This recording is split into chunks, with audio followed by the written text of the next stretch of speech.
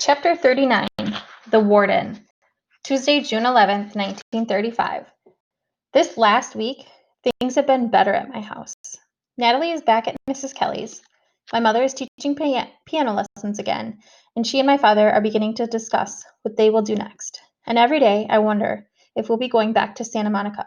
It seems so long ago that we lived there now. I'm not even sure I want to anymore. And I know moving back will be bad for Natalie. When I say goodbye to Scout, and then on the last day of school, I get a stomach ache. I don't know if it's a goodbye for the summer or goodbye for the rest of my life. I feel so lousy. I don't say 3 words to anyone on the boat ride home. I hardly notice anything until I get off the boat.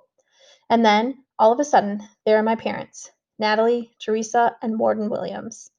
My parents never wait for me like this, and it's really strange to see the warden here. He's hardly ever down at the dock. The boat waits for the warden. The warden doesn't wait for the boat.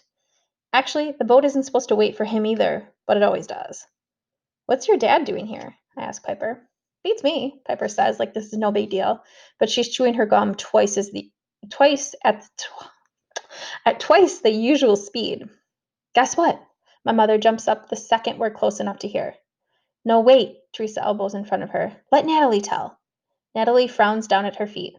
"Go on, Nat, tell him," Teresa says. 11 goals, Natalie says. "No, Nat." Teresa shakes her head. 11 goals, Nat says, louder this time. "No, yeah, you're right, 11 goals, Teresa says, but what else?"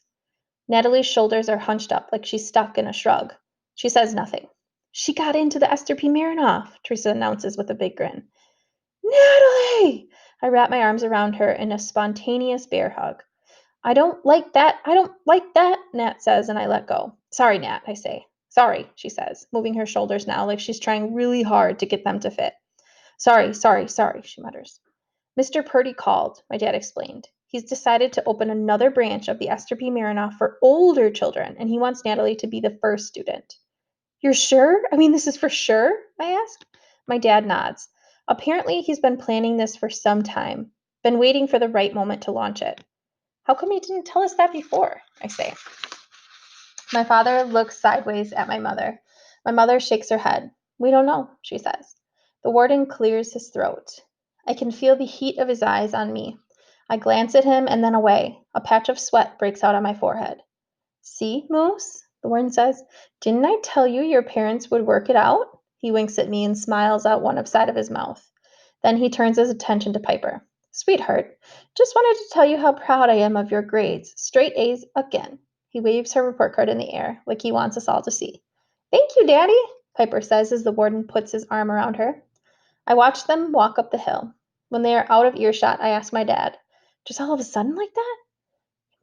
My dad nods. He chews at his bottom lip. "You know anything about this, Moose?" he asks. "No," I answer, almost before he gets the question out. He nods like he believes me, then pops a toothpick in his mouth. "Life is amazing, isn't it? Isn't it? You can't ever tell what will happen. Nobody knows until they go ahead and play the game." "You can say that again," I say. And chapter 40, this is the last chapter. Al Capone does my shirts. Wednesday, June 12th, 1935. The next morning, I get up and pull a clean shirt off the hanger. As I shoot my arm through the sleeve, I hear something crackle. I dig my fingers in the pocket and pull out a torn scrap of brown paper. It's folded in half and in half again. Inside is one word, scribbled hastily in pencil and underlined twice. "Done," it says. That's the end.